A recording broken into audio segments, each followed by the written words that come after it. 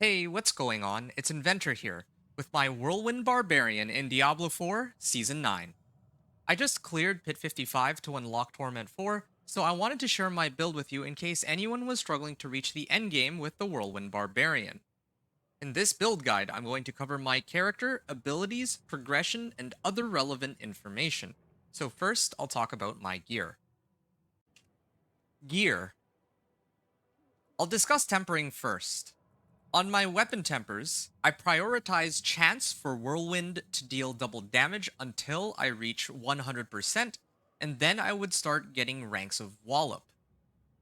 For offensive tempers, I want to pump up crit damage as high as it can go since I'm pretty much always going to crit due to one of my aspects, known as Dire Whirlwind. Defensive tempers would be armor or resists, utility would be whirlwind size. Mobility would be movement speed, but I don't use mobility tempers on this build.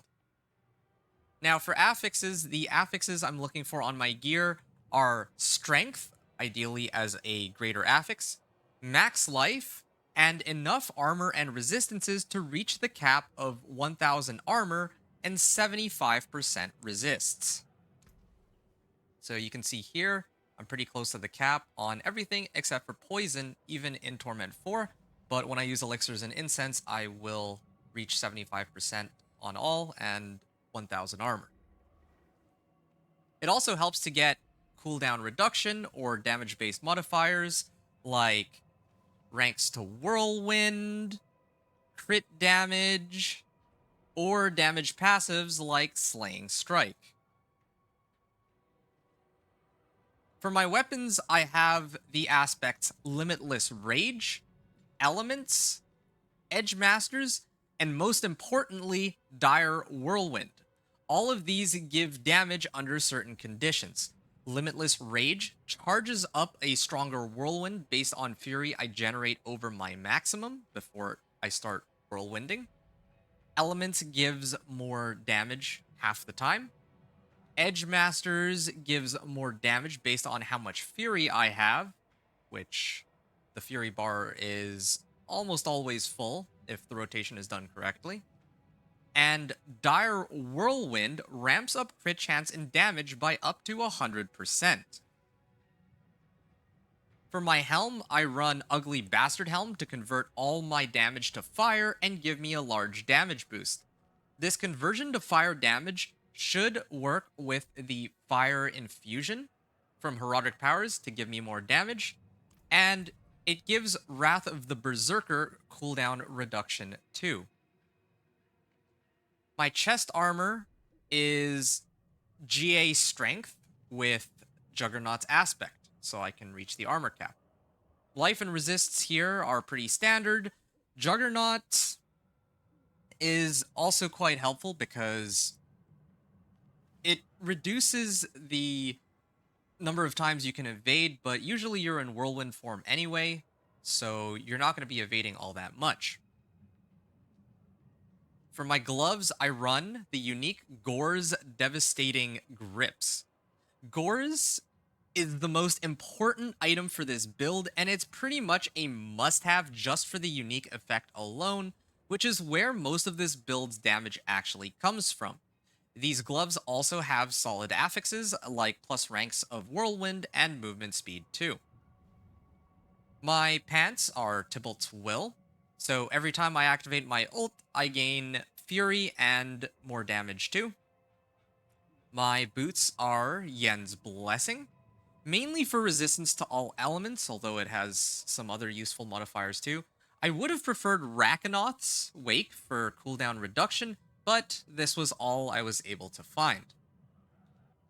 On my amulet, I run Inner Calm aspect with GA Strength, Max Life, and cooldown reduction. I tried to roll cooldown reduction off for a damage passive like Counter Offensive or Slaying Strike, but I ran out of gold doing so. My first ring is GA Max Life with Vehement Brawler's Aspect to boost my damage and reduce the cooldown on Wrath of the Berserker. My second ring is also GA Max Life, but with Bold Chieftain's Aspect to drastically reduce the cooldown of my shouts. With this aspect, my shouts go from having a 25-second cooldown to about a 7.5-second cooldown whenever I use my shouts in a pack of monsters. For my sockets, in my armor, I used rubies for strength. I used emeralds for crit damage on my one-handers, and had rune words on my two-handers. On my jewelry, I crafted the Herodic Jewel, Scornful Light, which gives me more elemental damage, and this goes hand in hand with Wrath of the Berserker plus Ugly Bastard Helm's ability to turn my damage to fire if Wrath of the Berserker is active. I use gems to round out my resistances here too. So I had Royal Diamond in one of my rings and then a Royal Emerald in the other. But if I had the recipes for them, then I would have preferred to use Herodic Jewels. In particular, I wanted Luminate Eye for cooldown reduction on Wrath of the Berserker, and Idle from Below so I could spawn more monsters to trigger my cooldown resets from Bold Chieftain's aspect. The rune words I used on this build were Cur Qua and Pak Lum. With Cur Qua, whenever I cast 5 skills, I gain movement speed. This helps because Whirlwind slows me down by 25%. With Pak Lum, I spend Fury to gain Fury so I can keep Whirlwind going on for as long as possible. There are other alternatives out there, like Zanrune for Overpower or something, but these were the best I could come up with out of the runes that I had. Now, talking about elixirs and incense, I prioritize life, stats, armor, and resistances. Herodic powers. For my catalyst, I run Astral Pillar on my ultimate, Wrath of the Berserker. My ultimate pulls monsters in, and Astral Pillar taunts those monsters to keep them there while I spin to win. For my infusion, I have the Fire Infusion Smoldering Ember, of course. Since Ugly Bastard Helm converts my damage into fire damage, this infusion allows me to double dip the huge crit strike damage modifier I have and essentially applies it to fire damage too.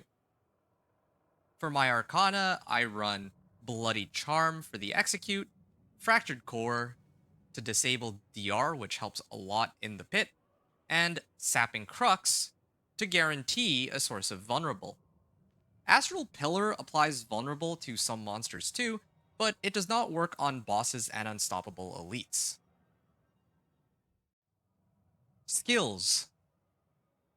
Now, I'm not going to go over every individual skill point that I've allocated, nor all of the passives that I used, although there was, of course, quite a bit of emphasis on picking up as much damage as I could.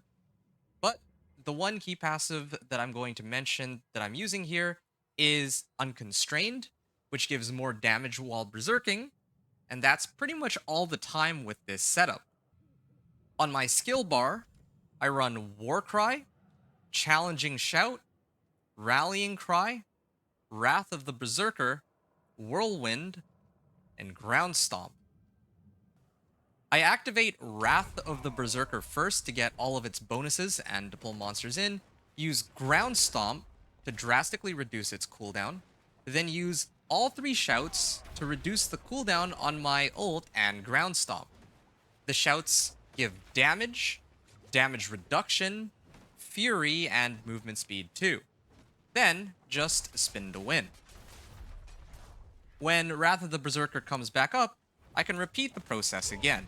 So, Wrath of the Berserker, Ground Stomp, all 3 shouts, and you can see here that I'm on Wrath of the Berserker while whirlwinding, and would you look at that, Wrath of the Berserker is back up again, and then you can just repeat.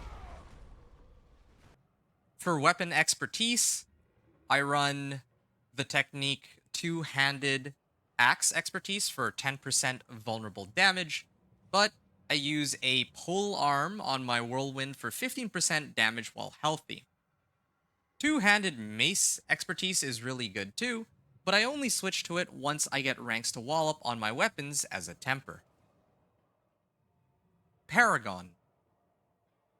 I'm Paragon level 188 now, but I only used 154 Paragon points when I reached Torment 4. I used the starting board with the Martial Glyph, Blood Rage with Wrath Glyph, Weapons Master without a glyph, Decimator with Challenger Glyph, and Warbringer without a glyph. For my glyphs, I had the Wrath Glyph past rank 46 to get crit damage from its legendary bonus, Challenger Glyph for more damage to elites, and Martial Glyph to reduce cooldowns, which is super important to keep my ult going for as long as possible. If I had more glyphs available, then I would have also run Might for the 8% increased damage while wielding two-handed weapons, and at least for the time being, I would have used Executioner because it gives 15% bonus damage while wielding a polearm. Eventually, I'd need to find an alternative when I switch over to a mace, though. Mercenaries. My hired mercenary is Rahir, so I can get 15% resistance to all elements and a bit of bonus damage too. My reinforcement is Aldkin to reduce enemy damage with Field of Languish whenever I get hit with CC. Progression.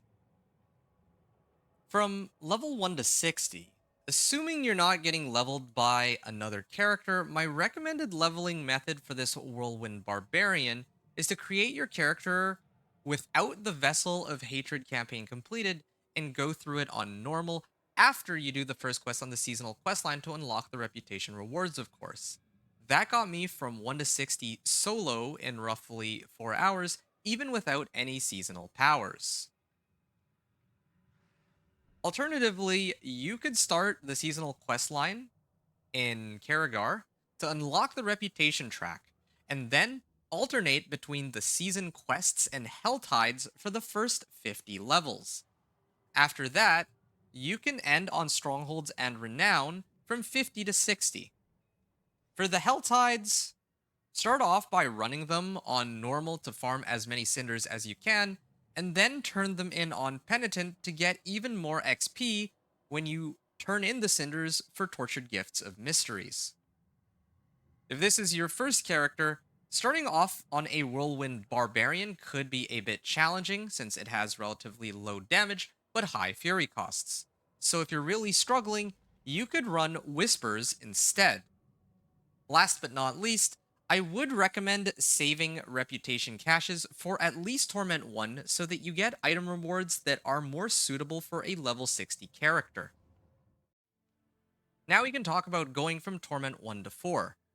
In Torment 1, if you did the Vessel of Hatred campaign, talk to Ormus in Kurast Bazaar, and pick up your set of level 60 items from him as a reward for completing the last quest. Otherwise, it's time to begin looking for 750 or 800 item power gear.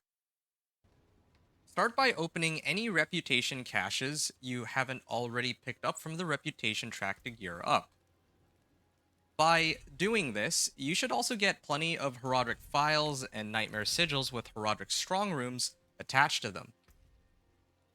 Begin running these strong rooms to pick up the Herodic powers that you don't already have, and then upgrade them to max rank. By the time you finish, you should have enough XP to pick up some Paragon boards and glyphs, which should boost your damage way up. Once you have all your powers maxed out, you can push Pit 25 to reach Torment 2. When you unlock Torment 2, you're going to want to farm boss mats. Gores comes from Varshan in the Malignant Burrow next to the Tree of Whispers, and Varshan mats come from Whispers. Ugly Bastard Helm comes from Zir, which can be found in Darkened Way. And Zir mats come from Blood Maiden in Helltides. Tybalt's comes from Duriel or Andariel, which requires you to run the lesser bosses, but you could probably get by with even just Ancestral Legendary Pants if you want. If you're struggling to stay alive or kill monsters, you can tone it back down to Torment 1 while farming, but anytime you need to turn in Whispers, you should always do so on the highest Torment tier you unlocked, since otherwise you'll get worse loot. You may have a hard time killing lair bosses until you pick up Gore's gloves, so again, if you feel it's too difficult, then just clear them on Torment 1 instead. By the time you pick up your uniques, you should be ready to start pushing for Torment 3. Once you reach Torment 3, pick up all remaining rewards if you did not do so already. This includes not just the seasonal reputation track, but the season journey rewards too. By now, you should have plenty of uniques or ancestral legendaries, all of the correct tempers and aspects, and roughly 3 or 4 Paragon boards with 2 glyphs. So now all that's left is to masterwork your equipment to at least rank 4, which should be pretty easy, considering that the reputation rewards and nightmare dungeons should have already given you plenty of Obdicite to work with. If you don't have very much Obdicite, you can always pick some up from nightmare dungeons, especially the ones that have Herodric Strongrooms in them. And the last thing left to do is to run the pit over and over, because it is the fastest way to level and gain Paragon points. This is also where you'd go to level up your glyphs, and this is where you can rank up your weapon expertise if it's not already maxed out. These things together should get you into Torment 4. So there's my Whirlwind Barbarian. It's a pretty fun build for speed farming and can hold its own in reaching Torment 4, but has a tougher time dealing with bosses and pushing higher pit tiers. And in case some of you might be wondering where all the Earthquakes or Dust Devils are, indeed you could get more damage from running those mechanics, but I wanted to go for a more pure Whirlwind sort of vibe, and as a result, here is what I ran with. I hope this helps. If you made it this far, then a like, comment, or subscribe is always appreciated. But otherwise, that's all from me. Thanks everyone for watching, and venture out.